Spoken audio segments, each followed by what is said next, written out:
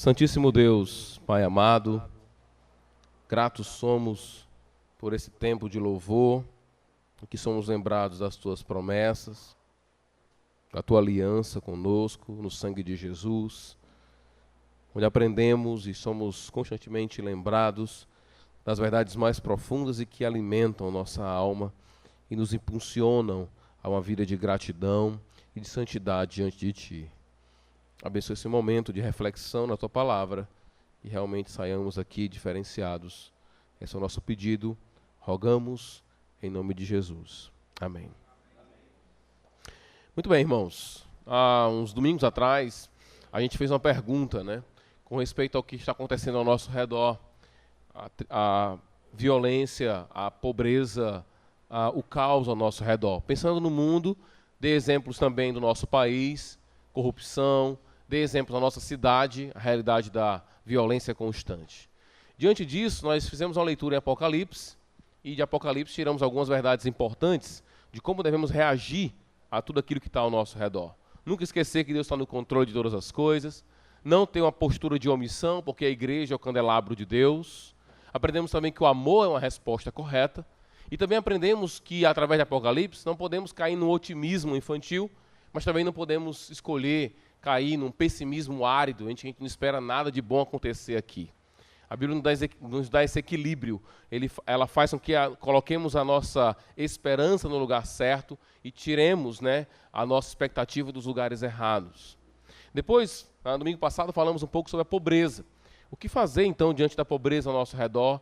Procuramos saber o que a Bíblia fala sobre pobreza, que é um dever nosso cuidar daqueles que realmente necessitam e que as necessidades são variadas, mas não podemos fazer vista grossa diante daqueles que precisam. Primeiramente, aqueles que estão na nossa família. Segundo, aqueles que estão na nossa família maior, que é a família da igreja. E aqueles que estão ao nosso redor também devemos fazer essa ação. Lembrando sempre que o nosso papel maior como igreja é de testemunhar Jesus, porque acreditamos que existe algo pior do que a pobreza e melhor do que a prosperidade. Pior seria a condenação, melhor seria a salvação através da pessoa de Jesus Cristo. E hoje, uma outra questão, ainda pensando na mesma pergunta, como reagir, como fazer para esse mundo, como reagir a esse mundo de corrupção, esse mundo de pobreza, esse mundo de violência que nos cerca. Para mim, uma resposta de grande importância que a Bíblia nos dá é trabalhe. Trabalhe corretamente. Entenda o que é trabalho. Tenha uma visão correta do que significa trabalhar. Para mim, uma das grandes expressões do amor ao próximo é quando você trabalha, entendendo por que trabalha, entendendo o propósito do trabalho. E poucas pessoas entendem realmente o verdadeiro significado do trabalho. Como reagir a esse mundo louco? Uma das respostas é trabalhar. E eu quero falar um pouco antes de qualquer coisa das visões equivocadas sobre o trabalho. É muito comum você conversar com uma pessoa sobre trabalho, aqui na igreja, pedido de oração, como as pessoas têm uma visão completamente equivocada, não eterna do trabalho. Não fazem uma ligação entre o evangelho e o trabalho, entre a promessa do novo céu e nova terra com o trabalho. Não fazem ligação do seu trabalho com a eternidade, nem a ligação do seu trabalho com o próximo. Não vê o trabalho como serviço, nem como amor, simplesmente como um lugar de ganhar dinheiro e de ter segurança. Primeiro erro é entender o trabalho como algo essencialmente maldito. Algumas pessoas acreditam, quando leem Gênesis 3, quando fala lá do trabalho, do suor do teu rosto, algumas pessoas dizem, está vendo aqui, quando o trabalho surge na Bíblia, ele já surge como maldição. O trabalho é uma coisa ruim, é uma coisa terrível para a gente. E acabamos de ler também Eclesiastes capítulo 2, fala do trabalho como duro e como algo que está ligado à vaidade. Então, pastor, o trabalho é algo maldito, é um mal necessário, a gente tem que trabalhar. Só que isso é uma visão completamente equivocada do trabalho. Logo, logo nós veremos aqui no texto bíblico que em Gênesis, quando Deus cria, e a expressão utilizada para a criação do homem, de toda a criação que nós temos, Deus utiliza-se de uma palavra, o autor bíblico, Moisés, se utiliza de uma palavra que está ligada ao trabalho. Deus trabalhou, e no final do seu trabalho ele falou, está vendo como o meu trabalho ficou bom? Trabalho muito bom que eu fiz aqui. Não somente Deus trabalhou em Gênesis, como também ele ficou alegre com o seu trabalho. Então o trabalho ele não necessariamente é uma maldição, como muitos pensam. Trabalho é, na verdade, uma ordenança de Deus para a sua criação. Segundo, já falei, é um mal necessário, é algo obrigatório. Na nossa cultura, por exemplo, quando você escuta, e eu fiquei percebendo essa semana, isso, ouvindo a televisão, vendo rádio, eu não tive muito trabalho para de manhã cedo ouvir alguém dizendo, que bom que é sexta-feira. Já viram isso? No rádio, na televisão, no Bom Dia Brasil, o cara disse, hoje é sexta-feira. Que bom que é sexta-feira. Que bom que é o meu último dia de trabalho mazelado, que eu odeio. Então, algumas pessoas entendem que trabalho é um mal necessário. E a sexta-feira é um dos melhores dias da semana, porque é o dia em que eu não vou trabalhar mais. O dia de folga, então, é um dia que tem mais importância do que os outros dias. O que é interessante é quando você vê o relato da criação, Deus trabalha 6 e descansa 1. Mas tem muita gente que gosta de teria 6 de folga e 1 de trabalho, e olhe lá. Muitos veem o trabalho como um mal necessário. Outro, alguns têm preconceitos com trabalhos manuais, pegar numa enxada, fazer alguma coisa com as mãos. Alguns acham que o bom trabalho é aquele trabalho ligado ao escritório, trabalho ligado a computadores, e há um preconceito muitas vezes com trabalhos ligados às mãos, trabalhos manuais. Isso é muito interessante, porque isso é mais grego do que qualquer outra coisa. Os gregos tinham um preconceito com trabalhos manuais, e a Bíblia é interessante como a Bíblia contrasta isso. Deus trabalha nas Escrituras e, quando Deus se encarna, ele se torna um carpinteiro. Quarta observação, ou perspectiva errada sobre trabalho. Alguns reduzem a atividade como carteira assinada. Alguns acham que trabalhar é ter uma carteira assinada. Então tem muita gente que está, muitas vezes, e isso aconteceu com o Hércules um tempo, né? Ficou desempregado e disse, pastor, estou sem trabalho. Errado. Você trabalha todos os dias. Ele trabalhava, só que ele não tinha carteira assinada. Então alguns acham que trabalhar só é ter carteira assinada. É por isso que algumas pessoas que trabalham em casa, donas de casa, acham que não trabalham. Elas não, os outros de fora, né? Porque ela sabe muito bem que trabalha e trabalha muito, porque não tem horário de folga, não tem aquela hora que diz, meu filho, é o seguinte, agora é a minha hora de almoço, você fica calado aí, entendeu? Não faça cocô nem xixi, porque agora é a hora do almoço. Segundo a lei do trabalho, eu não posso fazer nada, é minha folga agora. Alguns acham que trabalho é carteira assinada, o que é triste constatar. Outra, trabalho cristão, alguns acham, quando eu me converto, pastor, aí eu sou de Cristo agora, é agora. O bom trabalho é quando eu evangelizo no trabalho. O crente, que é crente, ele tem que evangelizar no trabalho. Como bem coloca o Timothy Keller no livro dele, Fé e Trabalho, um livro que eu indico para vocês para falar sobre trabalho. E alguns acham que ser crente no trabalho é colocar uma Bíblia no birô. É andar com uma blusa com o nome de Jesus. Né? E é distribuir folheto na empresa. Ótimo que você faça isso, tranquilo, ninguém vai rejeitar que você faça isso. Mas isso não quer dizer que você está fazendo um bom trabalho, necessariamente. Qual o seu papel no trabalho? Qual é o seu trabalho? Por que você escolheu esse trabalho? São questões que deveriam estar incomodando a gente na nossa perspectiva bíblica. Por último, último erro, é ter uma visão fragmentada da vida. O pecado, segundo as Escrituras, ele fragmenta, ele quebra as coisas, ele tira a unidade das coisas. O que acontece é que você começa então a fragmentar e a dividir o mundo. Dividir o mundo em aquilo que é de Deus e aquilo que não é de Deus.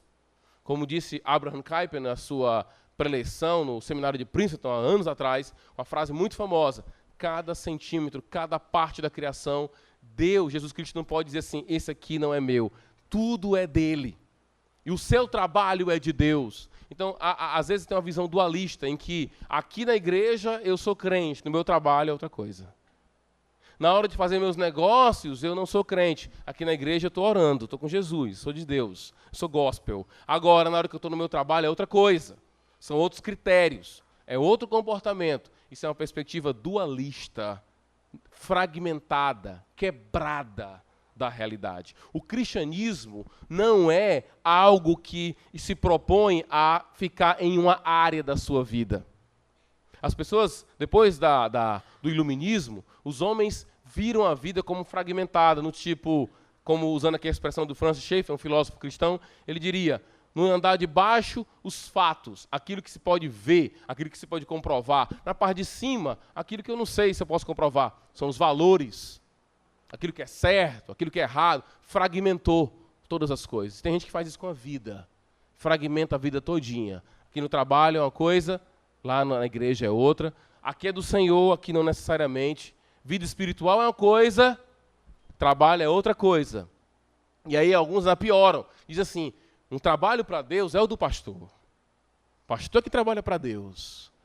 E quem trabalha na limpeza da cidade não trabalha para Deus. Isso é uma visão dualista, completamente equivocada. E um problema terrível com isso é que você acaba dizendo o seguinte: o pastor trabalha para Deus, o missionário trabalha para Deus, o professor de teologia trabalha para Deus, o missionário, o cantor gospel, sei lá, trabalha para Deus. Eu não trabalho para Deus, então eu posso fazer o que eu quiser no meu trabalho também. Não é para Deus? Trabalho de Deus, trabalho espiritual, é sempre ter a palavra de Deus na mão. Isso também é uma visão equivocada do que realmente significa trabalho. As pessoas dividem a vida, o que acaba gerando uma vida dupla. A pessoa tem uma vida no trabalho e uma vida na igreja. Não há relação nenhuma do trabalho dela com todo o projeto maior de Deus, todo o plano de Deus. Então, o que a Bíblia fala sobre trabalho? Primeiro, uma visão muito positiva do trabalho. Como eu acabei de falar, Deus trabalha. Jesus vai dizer isso em João, né? O meu pai trabalha até agora. Deus trabalha. E é interessante nas Escrituras, como Deus, em Gênesis, ele é jardineiro e ele é oleiro. Ele é jardineiro porque ele cria um jardim para o homem, ele faz tudo, coloca tudo no cantinho, né? O Salmo 104 vai dizer isso bem claro, muito interessante, como Deus cuida da sua criação, ele trabalha. Ele é um jardineiro que faz um jardim, coloca o homem lá, e quando ele vai criar o homem, ele faz o homem do barro. Ele é um oleiro. Deus trabalha. E como eu falei, não somente ele trabalha e tem prazer no trabalho. É interessante como a visão bíblica se contrasta com a visão grega. Os gregos dividiam a história em eras, a era de ouro. Quando você chega na era de ouro dos gregos, nem os deuses nem os homens trabalham. Nada. Na Bíblia não há nenhum momento em que isso não aconteça. No paraíso, na criação, no próprio ato de Deus criar, existe trabalho. E dentro do calendário que Deus fez, trabalho ganha mais destaque do que a folga. Folga só é um dia, trabalho são 6. Então Deus é a favor do trabalho, ele é o criador do trabalho e ele trabalha. Ele é um modelo de trabalho para nós. Segundo, Deus ordenou o trabalho. Quando ele cria o homem, ele disse que o homem deveria cuidar do jardim e deveria dominar a criação. Isso quer dizer que o homem deveria trabalhar, estudar, pesquisar, ser criativo como Deus é. É uma coisa importantíssima no trabalho, você poder criar coisas. Deus, então, nos deu a terra, digamos assim, cheio de potenciais criativos, para que nós pudéssemos cuidar daquilo que Ele nos deu e potencializar aquilo que Ele nos deu. Criar como o nosso Deus. Nós somos o único ser do universo, segundo as Escrituras, que tem a imagem de Deus, que reflete a Deus, e refletimos o seu ato criador. Então Deus manda também trabalhar. O quarto mandamento. Alguém lembra qual é o quarto mandamento? O sábado. É interessante. Todo mundo que entende o quarto mandamento diz sábado. Mas o que o texto diz? O texto diz que o mandamento é do descanso. O mandamento é: trabalhará 6 dias e descansará o 7º. Mas a ordem é: trabalhe. Tem o descanso no mandamento, mas também tem a ordem de trabalhar. Deus também, como a gente viu aqui falando sobre a pobreza, odeia a preguiça. Odeia pessoas que não têm uma postura de trabalho, são preguiçosas. Até porque quando a gente aprende melhor a Bíblia, a gente vai ver que o trabalho dignifica o homem e diria mais: o trabalho é alimento para a alma. Vá no hospital agora, em pessoas que estão lá 1 mês paradas e perguntam assim: você queria trabalhar, filho? Você queria levantar cedinho, tomar o seu café e ir para o seu trabalho? Todos lá diriam que sim. Trabalho é algo de grande importância. Outro ensinamento ligado ao trabalho. O trabalho tem a ver com... A Bíblia fala de trabalhos manuais, e ela valoriza os trabalhos manuais. Quando Paulo escreveu a primeira carta aos Tessalonicenses, ele escreveu para aquela igreja que, ao que tudo indica, eles estavam deixando de trabalhar porque acreditavam que Cristo viria logo. Mas é interessante como Paulo faz questão de falar de trabalhos feitos com as mãos. Como ele está escrevendo para um grupo que é muito influenciado pelos gregos, talvez, não somente a questão da escatologia, da volta de Jesus, aplacou aquela ideia de trabalhar, e eles tinham agora uma desculpa para não trabalhar. Jesus está voltando. E ele vai dizer que como Deus aprecia os trabalhos feitos com as mãos. Outro, e de grande importância, o propósito do trabalho. E aqui eu quero dar um destaque maior para essa questão. Por que trabalhar? Irmãos, se você não entende a história do mundo, você não entende por que você está aqui, e você não entende o propósito de absolutamente nada. Você tem vivido a vida toda sem entender o verdadeiro propósito da sua vida. A gente entende o seguinte: toda narrativa, toda história envolve uma ideia de como a vida deveria ser, qual o problema com a vida e como solucionar esse problema. Quando você assiste um filme, você vai ter essas... Pode fazer essa pergunta para um filme que você vai encontrar isso. Se você lê um livro, você pergunta para o livro como é que o livro está propondo ser a vida, qual o problema da vida e como é que ele soluciona a vida. Por exemplo, você pega um filme como A Culpa é das Estrelas, todo mundo fica chorando. A Culpa é das Estrelas. Aí, aquele filme, que acontece? Geralmente, nos filmes ou nos livros, eles vão errar no problema e na solução. Às vezes, erram nas 3 perguntas. Mas qual é o problema na Culpa das Estrelas? A vida passa logo, você pode ter um diagnóstico terrível de câncer, você pode morrer logo. Qual é a solução? Viva cada instante intensamente. Essa é a solução bíblica? Essa é a pergunta. Então nós temos uma narrativa, todo mundo vê o mundo com um tipo de narrativa na cabeça. É o que alguns chamam de cosmovisão. Vê a vida de alguma forma. A pergunta que eu faço é, onde é que fica o trabalho na sua cosmovisão? No mundo, na história do mundo, a pergunta que a gente tem que fazer é como o mundo deveria ser, qual o problema com o mundo e como tratar desse problema do mundo. E onde o meu trabalho se encaixa aí. E muitas pessoas, ao fazer essas considerações, diriam, o meu trabalho não se encaixa com nada disso. Ele não serve às pessoas, ele não é exemplo de amor para as pessoas, então descarte seu trabalho.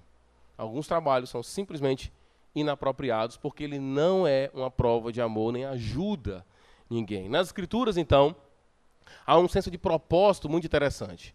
Eu pedi para vocês abrirem lá em Eclesiastes, mas eu esqueci de uma passagem muito importante. Vocês vão me perdoar, estamos estudando sobre perdão na escola dominical, né? E vamos abrir, então, em Colossenses. Colossenses.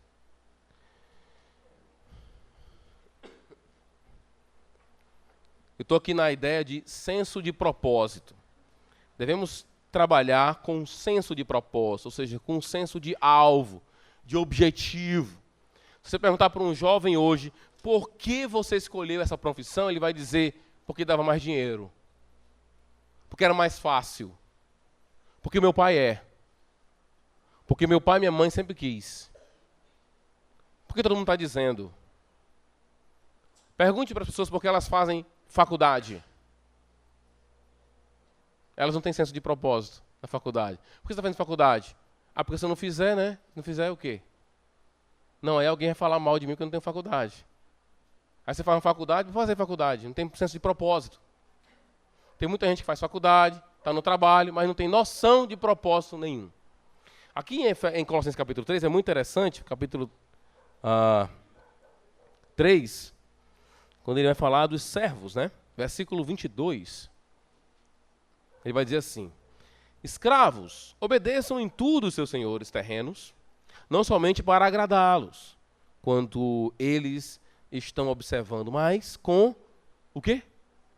Sinceridade de coração, pelo fato de vocês temerem a Deus. Tudo que fizerem, façam de todo o como para o Senhor, e não para os homens, sabendo que receberão do Senhor a recompensa da herança. Isso é senso de propósito. Quando eu trabalho, eu tenho que saber, eu estou trabalhando para o Senhor, fazendo como se fosse para o Senhor. É por isso que é complicado você ter crente que é um péssimo no seu trabalho, que ele não faz o melhor no seu trabalho, que ele não busca excelência no seu trabalho. Ele só faz aquilo que tem que ser feito, porque é aquilo que o patrão dele espera. Pronto, é o que ele quer de mim, foi o combinado, é só isso aqui mesmo. falta senso de propósito, falta senso de eternidade. No livro Fé e Trabalho, o Timothy Keller cita um texto de J.R.R. Tolkien, que escreveu aquele livro O Hobbit e o Senhor dos Anéis, que se tornou depois filmes. O Tolkien escreveu um artigo, fala de um homem, de alguém que tinha uma pintura, e na pintura ele pinta só, ele não consegue terminar a pintura antes de morrer. Mas ele consegue fazer da árvore que ele queria fazer, ele faz uma folha bem detalhada, mas ele não consegue terminar tudo. Quando ele morre, ele então vai para a realidade celestial e ele encontra a árvore dele lá, terminada a pintura dele. Ele viu a própria árvore que ele tinha pintado lá. E a ideia é de um senso de propósito. Se você faz alguma coisa aqui, pensando na eternidade, pelo que propósito você faz o que você faz? Eu estava falando com a minha esposa hoje. Para qual propósito você faz bolo? Gerar algum tipo de alegria, felicidade, prazer sensitivo nas pessoas. Você vai encontrar isso lá. Perfeitamente. Agora, se o seu trabalho não tem senso de propósito eterno, você não vai encontrar isso lá. Falta senso de propósito eterno naquilo que as pessoas fazem hoje em dia. De coração, como para o Senhor. Outro propósito importante, a gente já está em Colossenses, só volta um pouquinho para Efésios. Vai lá para o capítulo 4, e tem um senso também interessante de propósito aqui, no capítulo 4 de Efésios.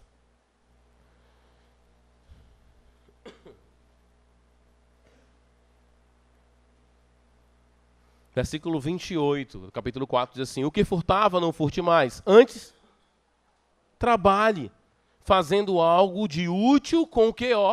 Com as mãos, para que tenha o que repartir com o que estiver em necessidade. Então você tem um propósito de serviço. Trabalho visto como um serviço, possibilidade de ajudar o outro. Paulo também vai falar que quando você trabalha, você deixa de ser peso para as pessoas.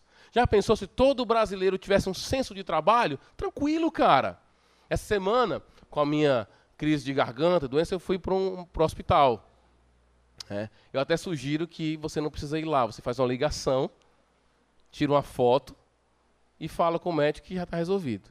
Que eu chego lá para me consultar, eu digo: doutor, é o seguinte, faz 15 dias que eu estou assim, gripado. Quando eu falei gripado, ele já foi, escrevendo a receita já do remédio. Não olhou para mim, não ouviu meu pulmão, absolutamente nada. É alguém que não tem senso de trabalho, que não faz as coisas para o Senhor. Faz só para ganhar o salário no final do mês. E às vezes você olha para isso e diz: é um absurdo. E a pergunta é: e você faz para quê mesmo? Qual o motivo do seu trabalho? É para ganhar o dinheiro no final do mês? É a mesma coisa. É exatamente a mesma coisa. Então, você vê que falta das pessoas essa falta de entendimento com respeito ao seu papel no mundo. Deus cria o mundo, coloca um homem no mundo e diz: cuida do mundo. E isso inclui o trabalho. Por isso que na minha pergunta com respeito ao trabalho, eu tenho que fazer: qual o papel do meu trabalho para o estabelecimento de uma cultura em que Deus seja exaltado? Se cada um trabalhasse com senso, na hora de ser consultado, você ia ser consultado. Na hora de sair, o porteiro ia dizer para você: boa tarde, porque ele teria noção de ajuda ao outro, de ajudar ao outro. Você ia chegar no comércio e o cara não ia ficar com a cara inchada para você, ele ia dizer: bom dia, como é que está o senhor, tudo bem? Questão de educação, questão de fazer as coisas com propósito correto. Como ajudar esse mundo terrível de violência, de pobreza e de dor? Trabalhe, meu irmão. Trabalhe com um senso de eternidade, de propósito maior. E os perigos do trabalho? Agora sim, vamos para Eclesiastes, volta um pouquinho. Eclesiastes. Antes de falar dos perigos, mas pode ir para Eclesiastes, que eu também quero ler outras passagens lá. Falei senso de propósito, agora eu quero falar um pouco sobre também aproveitar do trabalho. Eclesiastes é um livro, vamos colocar assim, esquisito, difícil de entender muitas vezes. Ele faz declarações, às vezes, parecem contraditórias, mas uma expressão muito importante para entender o livro de Eclesiastes é a expressão debaixo do sol. muitas vezes quando ele faz críticas ao comportamento humano, por exemplo, o trabalho, alguém que trabalha a vida inteira e tal, debaixo do sol, não faz sentido. Ele vai dizer absurdo. A palavra que ele utiliza mais é a palavra vaidade, que em algumas versões traduz como a ideia de é absurdo, é inútil, não faz sentido, é correr atrás do vento. Então ele vai falar um pouco sobre trabalho, e uma das coisas que fica clara é que você tem que aproveitar do que o trabalho te dá. Tem muita gente que trabalha a vida inteira, mas ele não aproveita absolutamente nada. Então hoje a gente estava indo deixar minha esposa para um curso, de manhã cedo, a gente passou por um estabelecimento da família dela. Eu falei, como é que é a vida de uma pessoa dessa? Qual é o dia que ela para? Qual é o dia que ela está com os filhos? Qual é o dia que ela sai para algum lugar? É uma pessoa que trabalha e não usufrui absolutamente nada do trabalho. Do fruto que o trabalho dá. A Bíblia diz claramente que ao trabalhar, você tem que se aproveitar desses frutos que o trabalho te dá. Você está ganhando bem? Então pronto. Então você usufrui disso. Né? Aproveita aquilo que Deus tem te dado. Tá? Porque se você for querer trabalhar somente para acumular bens, o que vai acontecer é que vai morrer e alguém vai ficar com tudo que você juntou. E você não vai usufruir de absolutamente nada. E sobre os perigos do trabalho? Assim, vou misturar aqui o aproveitamento do trabalho e os perigos do trabalho junto com o Eclesiastes, porque ele fala as duas coisas. Capítulo 2, ele vai dizer o seguinte no versículo 11. Contudo, quando avaliei tudo o que as minhas mãos haviam feito, e o trabalho que tanto me esforçara para realizar, percebi que tudo foi vaidade, ou talvez na sua tenha inútil, foi correr atrás do vento. Não há nenhum proveito no que se faz, olha a expressão, debaixo do sol. Não há proveito nenhum. Não vale a pena. Parece um convite assim a, né, deitar na rede e morrer, mais ou menos assim, uma coisa, né? Vá para a rede, deita lá e até espere a morte chegar, né? Como dizia alguns aí. Continuando, versículo 22 do capítulo 2. Versículo 17 do capítulo 2. Por isso desprezei a vida, pois o trabalho que se faz debaixo do sol parece-me muito pesado. Tudo era inútil, era correr atrás do vento, tudo era vaidade, vazio, sem sentido. Ele continua, versículo 23. Aliás, 22 e 23. Ele vai dizer no 20. No 20. Cheguei ao ponto de me desesperar por todo o trabalho no qual tanto me esforcei debaixo do sol. 22. Que proveito tem o homem de todo o esforço, de toda a ansiedade com que trabalha debaixo do sol. 23. Durante toda a sua vida, seu trabalho é pura dor e tristeza. Mesmo à noite, a sua mente não descansa. Isso também é vaidade, ou isso também é absurdo, ou isso também é inútil, ou isso também é muito louco. Não faz sentido nenhum. Então o autor vai falando do trabalho de forma muito negativa. Até que ele chega no versículo 25. 24 e 25. Para o homem não existe nada melhor do que comer, beber, encontrar prazer em seu trabalho. E vi que isso vem de onde? Das mãos de Deus.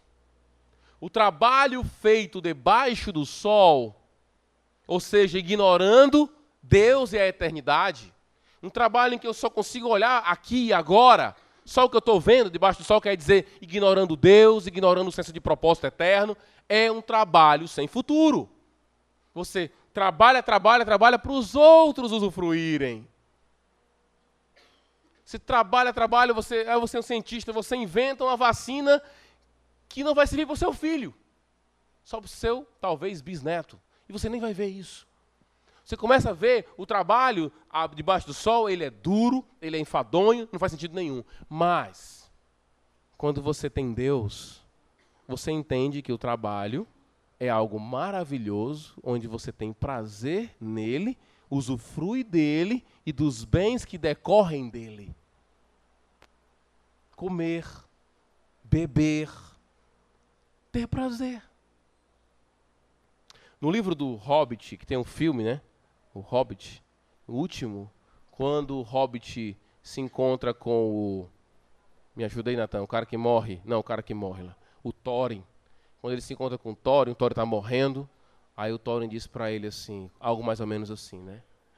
se todo mundo fosse como você, que tem prazer no comer, prazer no beber, prazer nas coisas simples. Porque, segundo a história do Hobbit, aquele homem morreu simplesmente porque ele estava atrás de um tesouro grande, um tesouro enorme, uma montanha de ouro. Enquanto aquele que estava lá perto dele só queria curtir as coisas simples. A Bíblia está dizendo para a gente que o trabalho pode ser enfadonho, mas quando você tem um senso de propósito, nunca é. A sua folha vai ser uma árvore. Você tem um objetivo, você entende que o seu trabalho, ele vai ter reflexo aonde? Na eternidade. O seu trabalho vai ter reflexo na eternidade, irmãos? É um trabalho que vai ter reflexo na eternidade? Perigos do trabalho. Primeiro, orgulho. Capítulo 4 aqui de Eclesiastes. Passa aí a folha aí. Versículo 4 diz assim: descobri que todo o trabalho e toda a realização surgem da competição que existe entre as pessoas. Mas isso também é absurdo, é correr atrás do vento. O trabalho pode ser motivo de inveja. Pessoas trabalham para ter mais do que os outros, só por isso. Sem nenhum senso de propósito eterno. Hoje eu estava vendo a reportagem do esporte sobre o Messi. Aquela reportagem que força a barra, assim, indo e voltando. Os caras estão querendo entender por que o Messi mudou, por que ele está melhor. Aí alguém disse assim, o que ajudou o Messi a melhorar foi no dia em que o Cristiano Ronaldo recebeu o prêmio e mostrou para ele que ele era melhor do que ele. Pode ser que seja verdade, eu não quero julgar o coração do Messi aqui. Mas por trás dessas pessoas estava a ideia assim, nós precisamos de orgulho para poder crescer no trabalho. Muita gente só trabalha com o único objetivo de dizer, eu sou melhor do que você. Eu sou melhor do que você. Eu estou melhor do que você. Está vendo meu carro agora? Você viu meu carro aí? Estou melhor do que você. Esse é um dos perigos do trabalho. O orgulho. A ideia de produzir não para o outro, não em serviço, não em amor, não amor ao próximo, não como reflexo do amor ao próximo, mas simplesmente para dizer para o outro, eu sou muito melhor do que você. Esse é um perigo terrível. A Torre de Babel é um exemplo assim.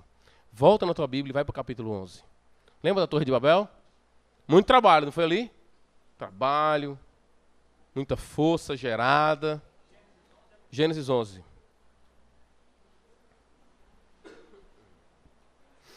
Gênesis 11. Daqui a pouco eu chego às minhas considerações finais.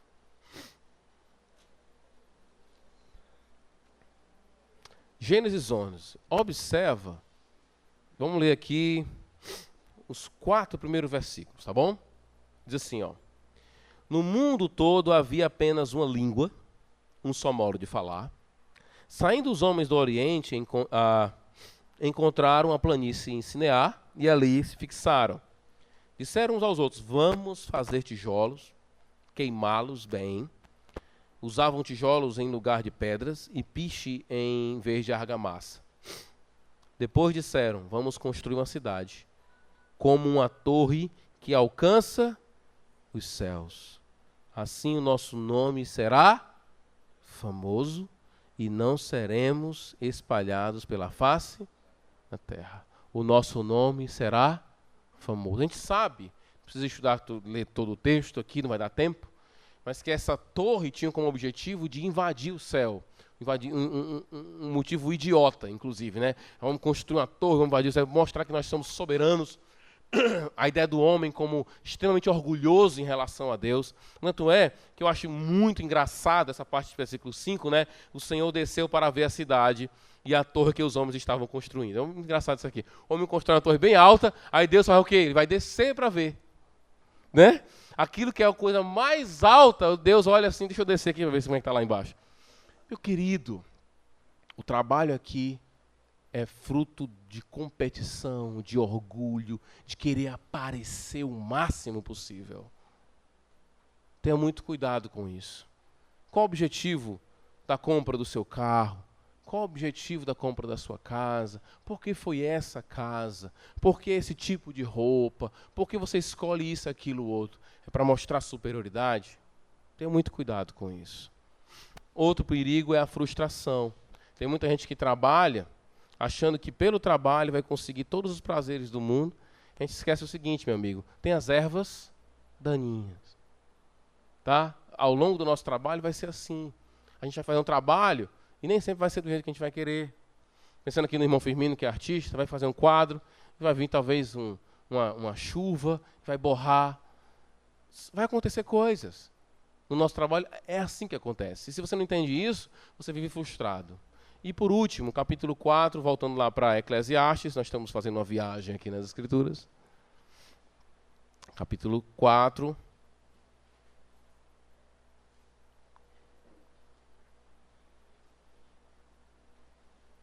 Eclesiastes 4, ele vai dizer o seguinte, versículos 5 e 6. O tolo cruza os braços e destrói a própria vida. Melhor é ter... Desculpa, é o versículo 4, 5, 6. Né? O 4 eu já li com vocês. Né? Aí o 5 e 6. O tolo cruza os braços e destrói a própria vida. Melhor é ter um punhado com tranquilidade do que 2 punhados a custo de muito esforço e de correr atrás do vento. Entendeu aí? É melhor ter um punhado com tranquilidade ou descanso do que 2 e correr atrás do vento. Tem gente que é louca por isso. Sempre tem um pouquinho mais. Sempre o bolso cabe mais uma cédula. Sabe? Tem que ter mais um pouquinho. Pastor, mas se eu juntar mais um 10 mil, está tudo resolvido. Quando chega lá, dilata um pouquinho o bolso, mais um pouquinho. E aí você tem esse problema da ergolatria. Que você adorar o trabalho, ter o trabalho como uma idolatria total e você simplesmente não descansar. Querido, às vezes vale melhor uma mão só com descanso do que as 2 cheias. Tem muita gente que usa como desculpa a família. Pastor, tudo que eu faço pela minha família. Querido, vamos lá, né? Vamos lá, doutrina do pecado, né, querido? Tudo pela sua família. Será? A gente sabe que nós damos brinquedos para os nossos filhos que, na verdade, a gente queria. Tanto usar como quando a gente era criança. Eu fiz isso várias vezes.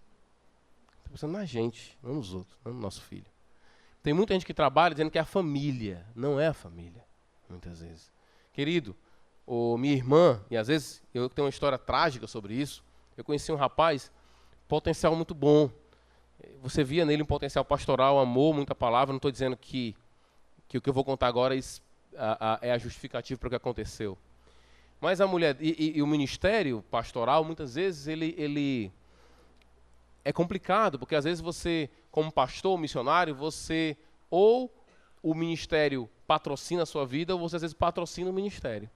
Ele estava vendo essa fase difícil, em que a igreja não tinha como sustentá-lo, ele ganhava pouco, de onde ele podia tirar, e a mulher dele sempre buzinando assim, né, porque ganha pouco, né, porque não sei o quê. Ficava sempre buzinando no ouvido dele. Aquela mulher rixosa de Provérbios, que você prefere morar no deserto do que morar com a mulher daquela. Porque, meu amigo, é por aí, né? É pior do que gotejar de... Né, aí você tem a mulher lá buzinando no ouvido dele todo o tempo. E ele tinha passado no concurso para ir para um outro lugar, foi para esse outro lugar. Lá ele conseguiu o emprego que ela queria e ele conseguiu também uma outra mulher. Às vezes você quer demais alguma coisa. Às vezes uma mãozinha com tranquilidade é muito melhor. Então cuidado com o dinheiro pode vir com o fruto do trabalho, e ele vem mesmo. Muitas vezes ele vem, você trabalha e o dinheiro vem. Mas cuidado com esse apego terrível. Eu queria fazer aqui algumas considerações finais para a gente, ok? São 8 horas e 8 minutos para vocês, aqui na Grande Aquiraz, né? E eu quero trazer algumas considerações finais. Não são algumas, eu tenho um bom tempo ainda para isso. São várias. Primeiro, consideração, já falei um pouquinho. Deus trabalha, Ele é o nosso padrão. Devemos ter prazer no nosso trabalho como Deus tem prazer no dele. Teve no dele e tem ainda. A partir do momento em que eu entendo que o meu Deus trabalha, eu não posso ter uma visão negativa do trabalho. E muito cuidado para você não cair no erro que o profeta fala. Vai haver um tempo que o pessoal vai dizer o seguinte: aquilo que é bom é ruim, aquilo que é ruim é bom.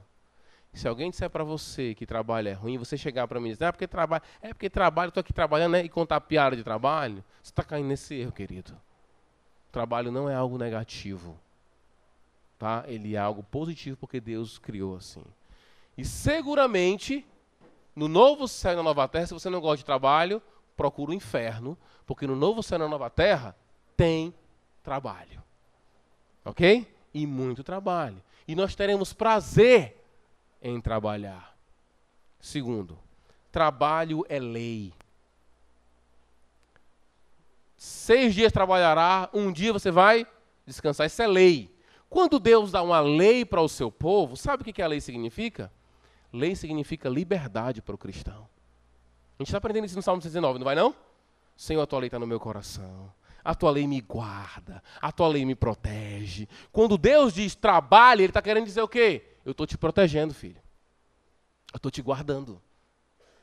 Liberdade, irmãos, não é restrição de restrição. Tem muita gente que é o seguinte, livre é alguém que não tem restrição nenhuma. Isso não é liberdade. Um peixe, então, para ser livre, ele teria que voar. Não. Um peixe livre é um peixe que reconhece suas verdadeiras restrições e trabalha em cima das suas restrições. Se nós, em nome da liberdade, subirmos a torre mais alta aqui de Fortaleza e pularmos dizendo, eu vou voar em nome da minha liberdade, você morre. Porque tem a gravidade. A sua liberdade tem que respeitar a gravidade, que é uma limitadora das suas ações. Eu, para entender, então, liberdade, tenho que entender as minhas restrições. E a lei traz a nós restrições. Por isso que o cristão ele não vê lei como algo que prende ele. A lei é algo que ele vê como proteção do Senhor. Se Deus disse trabalhe, Ele estava querendo fazer o que com a gente? Nos dar a verdadeira liberdade. Guardar-nos do mal. É por isso que eu disse no começo, é alimento para a nossa alma. Se você precisa de comida, se você precisa de bebida, se você precisa de carinho dos outros, se você precisa de uma vida social, isso é importante para a sua alma, eu diria sem medo. Trabalho é bom para a sua alma, é alimento para a sua alma. Terceira consideração, cuidado com o conceito de sucesso no trabalho. Para muitas pessoas, ter sucesso no trabalho é basicamente ter dinheiro e ter status. Basicamente é isso. Tá? É triste ver muitas pessoas dizendo assim, pelo carro que a pessoa anda, você está bem. Você está muito bem, não é? Por quê? Porque está com um carro novo? Em primeiro lugar, pagou? Faltam só 75 prestações. Está entendendo? Meu amigo, não é assim. Não é dessa forma. Cuidado com o conceito errado de sucesso no trabalho. O que é ter sucesso no trabalho? Primeiro é ter uma perspectiva eterna do trabalho. Entender que os frutos verdadeiros e finais do trabalho só no novo céu e na nova terra. Quarto, fazer o que gosta e ganhar por isso não é a realidade de todos aqui. E nem sempre será assim. E por não ser assim, não quer dizer que não é correto também. Os escravos em Efésios e em Colossenses, ninguém estava lá assim, rapaz, quando eu era pequeno, eu ficava pensando assim, você é um escravo. Escravo. Quando meu senhor não gostar de mim, ele vai meter chibatada. Vai ser muito bom. Não vejo a hora. Vou fazer um concurso para ser escravo. É meu sonho ser escravo. Não tem isso lá. Mas Deus diz o seguinte, obedeça seu Senhor como se fosse para mim. E ele estava fazendo a vontade de Deus. Um ponto importante que eu falei para vocês aqui, em outra pregação, é onde Deus te pegou quando você estava. Quando Ele te chamou, onde você estava. Para Paulo é importante, porque Deus queria que você fizesse a coisa certa aonde você estava. Muita gente trabalha, aí quando se converte, começa a falar mal do trabalho. Pastor, porque o pessoal aqui é todo incrédulo. É palavrão para lá, palavrão para cá. Eu vou sair daqui. Você quer o quê, meu filho? Novo céu, nova terra? Não existe isso, querido. Não existe isso. Se Deus te chamou enquanto você estava naquele trabalho, fique lá. E ilumine lá. É muito interessante você ler depois 1 Coríntios capítulo 7. É muito interessante esse princípio de Deus. Deus, quando nos chamou, nós estávamos em algum lugar, fazendo alguma coisa. Continue. Você era escravo? Continue escravo. Fazendo o que é a vontade do Senhor. Outro ponto. Não existe trabalho mais digno do que outro. Tem muita gente que gosta de dizer assim, o médico é um sacerdote. Não, não é. Sacerdote é Jesus. Sacerdote é aquele que intercede junto ao Pai. O médico não faz nada disso. E o que eu fui atendido essa semana? Ele era um falso profeta, né? Médico. Não existe trabalho mais digno do que o outro. Deus, através da obra do Espírito Santo, anuncia o Evangelho como um pregador. Ele cuida do jardim. Isso é muito importante, irmãos. Vamos lá para Salmo 104. Vamos lá, Salmo 104. Isso é importante por quê? O que acontece é que tem as irmãs que são donas de casa. Eu já falei isso há algum tempo, há uns anos atrás, aqui na igreja, inclusive pregando para as mulheres. Tem algumas mulheres que não trabalham em casa, elas se acham o máximo. Né? Elas se acham superiores. E você só é dona de casa? Entendeu? Sim, o que você quer dizer com isso? Que a sua carteira assinada faz de você um ser diferenciado. Agora você é uma categoria diferente, você tem a carteira assinada. Tem FGTS. Isso faz de você uma pessoa especial. Você tem muito cuidado com isso, porque quem trabalha em casa, trabalha sim. E para o Senhor. Deveria trabalhar para o Senhor. Igualmente. Salmo 104, um salmo muito bonito. Não vejo a hora de terminar o 119 para vir para o 104. Quando ele fala da providência de Deus, dos prazeres que Deus nos dá, ele vai dizer no versículo, fala da ação do Espírito Santo, né, na criação, ele vai dizer assim, ó. Vamos ler do versículo 29, pegar o contexto. Quando escondes o rosto, entram em pânico. Quando lhes retira o fôlego, morrem e voltam ao pó. Quando sopras o teu fôlego, eles são criados e renova a face da terra. Falando da relação dele com a criação. Salmo 65. 65. Ainda dentro dos salmos aí dá para a gente ver. Salmo 65. Versículo 9 e versículo 10. Cuidas da terra e a regas, fartamente a enriqueces. Os riachos de Deus transbordam para que nunca falte o trigo, pois assim ordenastes. Encharcas os seus sucos e aplana os seus torrões. Tu a amoleces com a chuva e abençoas com as suas colheitas. Deus é agricultor, Deus é jardineiro, Deus é oleiro. Não existe um trabalho mais digno do que o outro. Existe trabalho. Você tem que fazer com dignidade e com firmeza.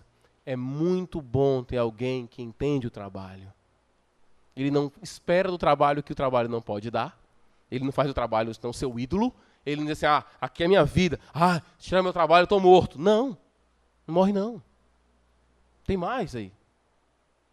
Quem entende o trabalho está sempre disposto a trabalhar. Na verdade, o temor, muitas vezes, é não poder trabalhar. Não existe trabalho mais digno do que outro. Cuidado para não exaltar o médico e esquecer de que antes do médico, alguém te atendeu. E foi isso que aconteceu comigo lá no hospital, quando eu fui atendido. Aí foi outra pessoa também que não tem nenhum senso de eternidade na cabeça. Eu fui lá e disse assim, mulher, você está assistindo o quê? Disse, não, que faz 15 dias você não procurou posto de saúde. Deu vontade assim, porque eu não acredito em unicórnio, eu não acredito em Papai Noel, por isso eu não procurei o posto de saúde, minha filha. Aí ela foi lá e botou o negócio da pressão em mim, né? Eu, com pressão alta, eu tenho pressão alta, eu estou com pressão alta agora. Eu vivo de pressão alta, aí ela, 12/8. Mentira. Ela não mediu nada, ela não aferiu minha pressão. Eu tive a minha pressão aferida por alguém que não aferiu, por um médico que não me olhou. Se cada um fizer a sua parte, é um papel importante para a gente. Tá? Um papel muito importante. Sexta consideração. Como eu falei, sentido de propósito. O que você faz? O que você busca no seu trabalho? Alguns buscam autonomia. Alguns buscam segurança no trabalho.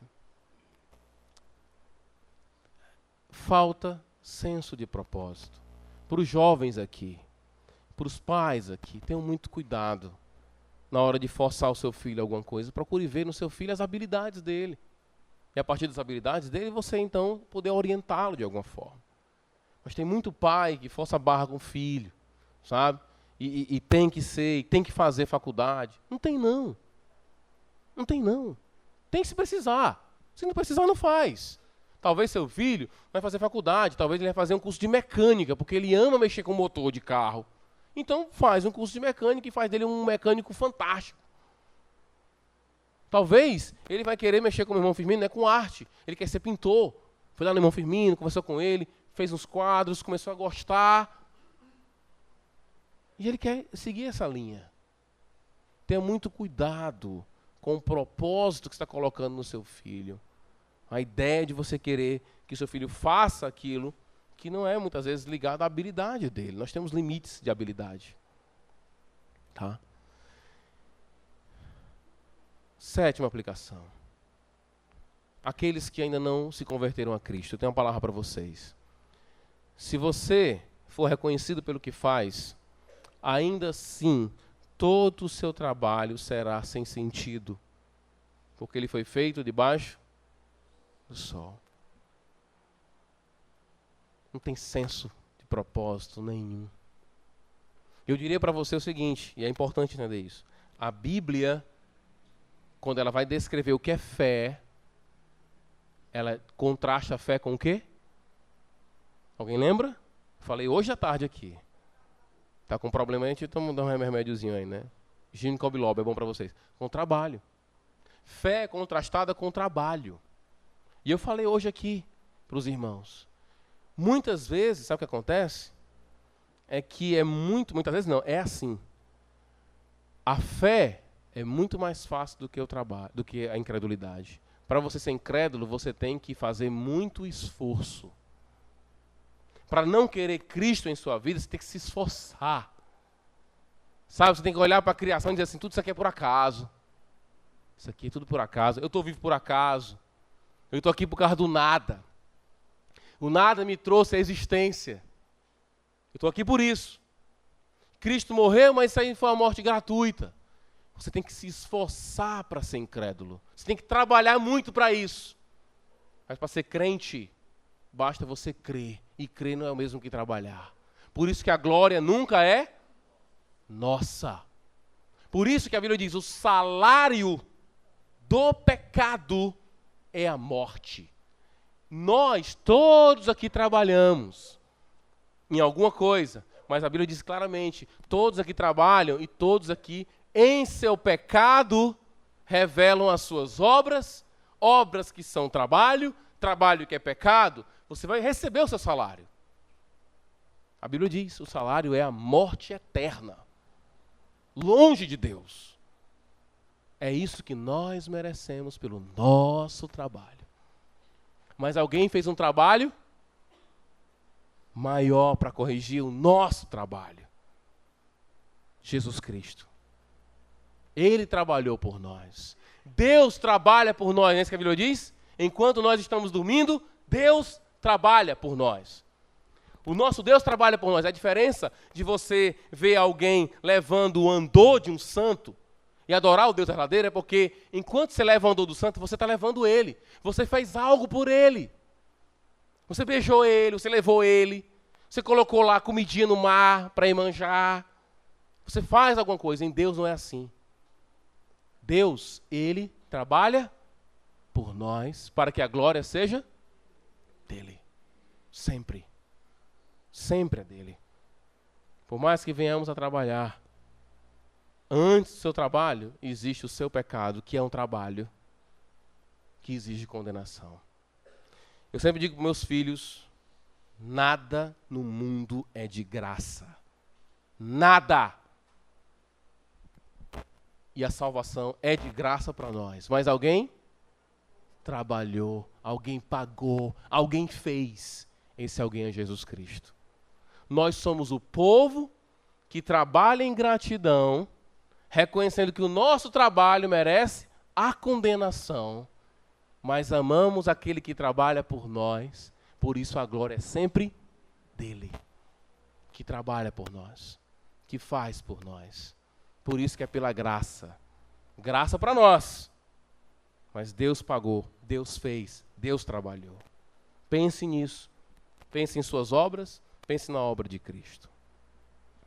Para findar aqui rapidamente, trabalhar bem não é evangelizar no trabalho.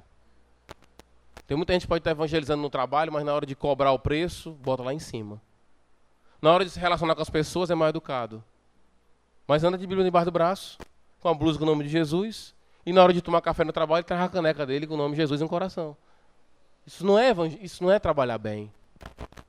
Trabalhar bem é fazer o melhor. Eclesiastes, capítulo 9.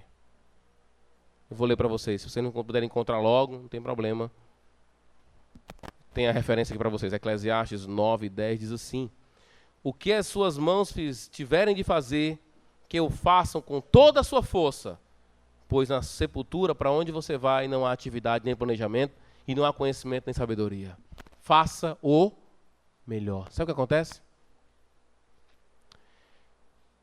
Eu creio assim, o cristão, ele deveria, se ele vai trabalhar na encadernação de um livro desse, ele vai fazer o melhor e ele vai ser criativo também. Ele vai pensar, como é que eu poderia baratear o custo dessa encadernação sem perder a qualidade? Ou será que não existe um outro modelo de encadernação onde eu poderia economizar papel? Ele vai pensar assim. Ele vai fazer o melhor. O nosso Brasil é um país muito complicado, irmãos. Nós não vamos abandonar nosso país, não vamos deixar nosso país, vamos amá-lo, é nosso dever. Aquiraz é a nossa cidade, Deus nos colocou aqui. Mas é muito complicado às vezes. Às vezes você vai contratar um serviço, né? E você fica quase babando o cara. Né? Fica babando o cara, você está pagando o cara. O cara, pai, não sei. Difícil isso aí, viu? Bota dificuldade. É complicado. Mas quando você vê isso na boca de um crente, que se aproveita muitas vezes dos outros para isso, é terrível. Escolhendo o trabalho. Alguns usam somente o critério de quem paga mais, eu estou indo lá. Duas mãos cheias, sem tranquilidade. Garantias de trabalho. Olha, não existe garantia. Não existe história de trabalho seguro. Não existe isso, querido. Qual é o trabalho que é seguro? Quem paga mais? Timothy Keller diz o seguinte: levando em conta as minhas habilidades e oportunidades, a pergunta que eu tenho que fazer é essa, né? Levando em conta as minhas habilidades e as minhas oportunidades, como posso ser mais útil às pessoas, sabendo o que eu sei sobre Deus e sobre a necessidade das pessoas? Essa deve ser a sua pergunta.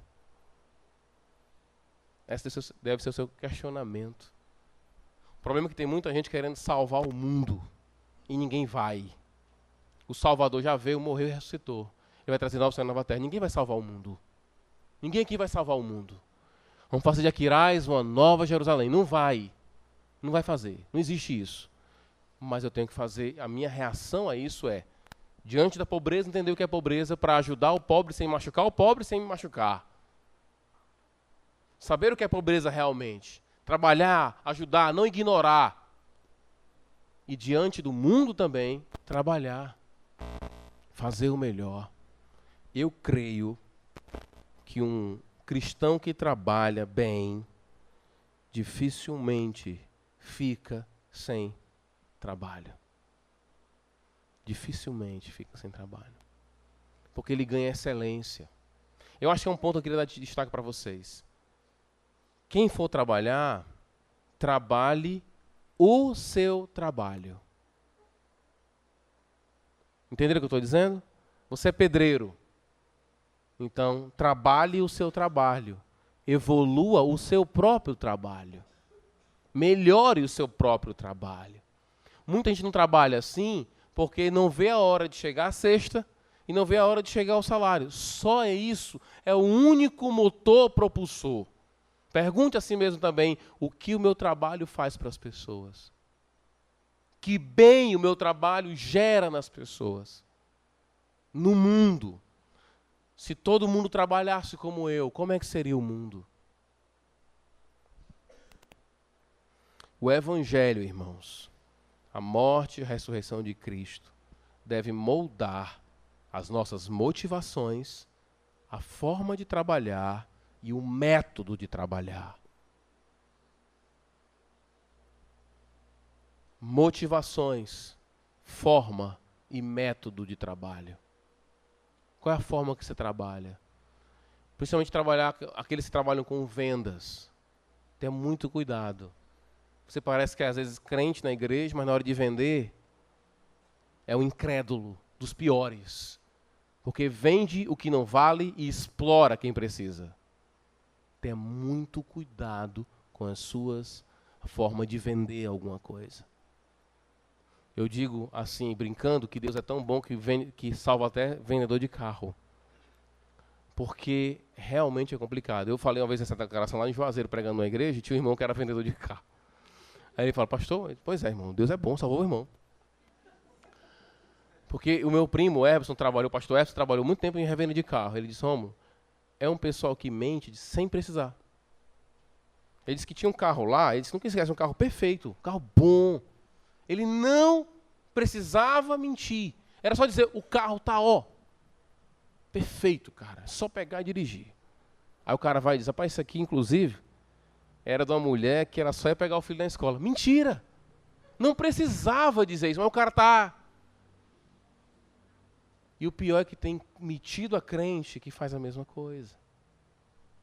Você tem que rever seus métodos, rever as suas motivações, rever a sua metodologia de trabalho.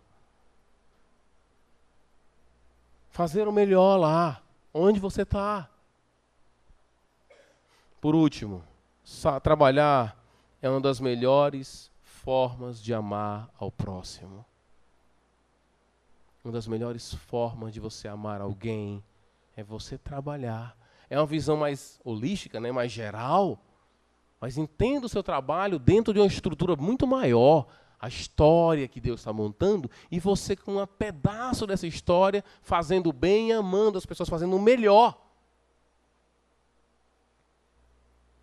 Eu sei que não todo mundo está todo dia bem, mas você chega num ambiente que o cara é o porteiro do lugar, e você fala bom dia, o cara não responde.